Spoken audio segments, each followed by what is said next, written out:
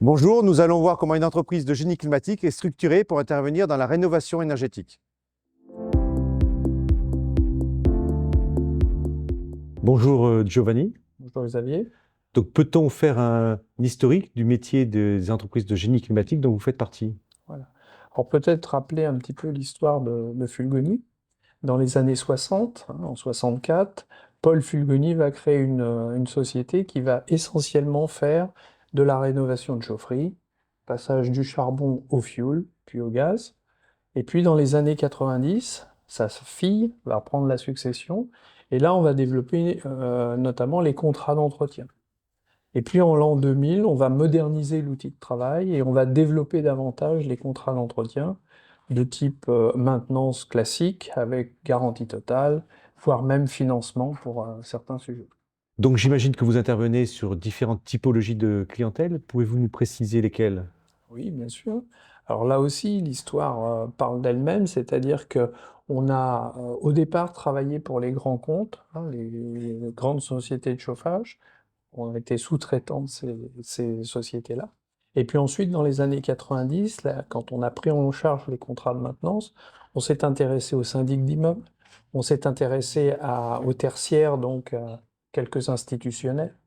Et puis par la suite, en modernisant l'outil, eh bien, on a commencé à prendre en compte des ambassades, de l'hôtellerie, des travaux dans le milieu hospitalier.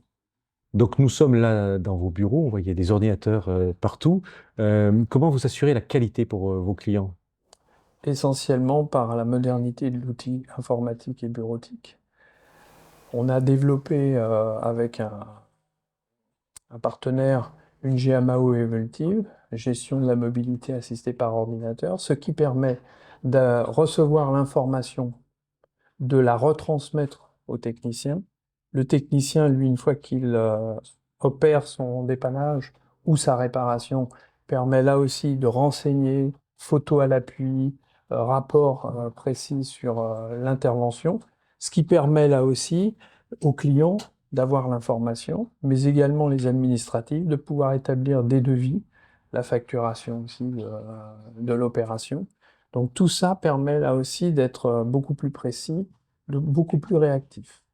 Ajouté à cela, on a aussi développé le lean management dans nos ateliers.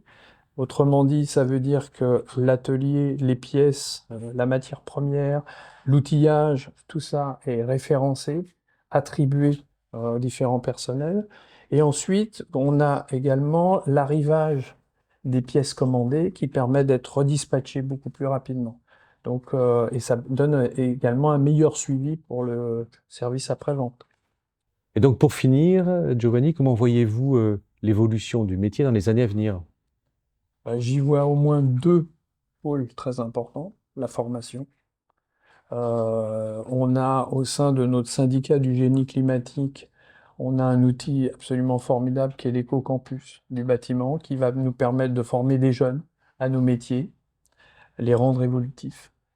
Et puis également le deuxième, c'est, on parle beaucoup d'intelligence artificielle, il va falloir aussi qu'elle intègre nos entreprises pour améliorer la communication, pour améliorer aussi l'efficacité d'informations qu'on va transmettre à nos clients et permettre là aussi d'être à jour, si j'ose dire, par rapport aux métiers, par rapport à l'évolution de nos métiers.